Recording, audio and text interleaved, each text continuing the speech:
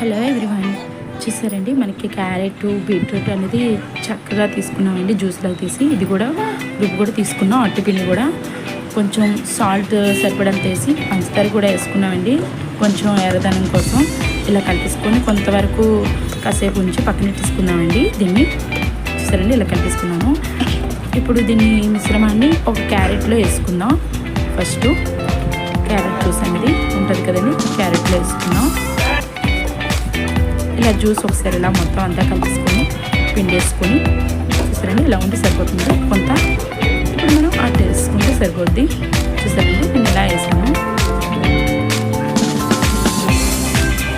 కొంచెం బ్రౌన్ కలర్లో వచ్చేంత వరకు కొంచెం కానిద్దాం. అలానే నెక్స్ట్ ఇది కూడా అలాగే కలిపేసుకొని పక్కన పెట్టేసుకున్నాము. బీట్రూట్ కూడా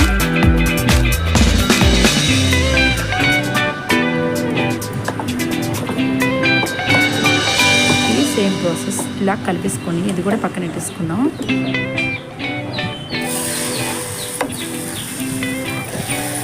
ఇలానే సేమ్ అన్నీ ఇలా ఒకలాగా వేసుకుంటే సరిపోతుంది. నేను 2 పెనాల మీద ఒకసారి వేసాను, ఇటువైపు.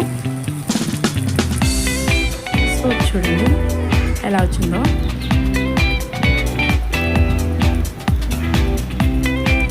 ఇలా కానిచ్చాక కొంచెం ఆయిల్ వేసుకుని పక్క తిప్పేసుకుంటే సరిపోతుంది.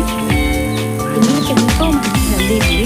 వాళ్ళు తినకపోయినా సరే మనం ఇలా పెట్టి తింటే చాలా బాగుంటుందండి. బీట్రూట్ క్యారెట్ చాలామందికి ఇష్టం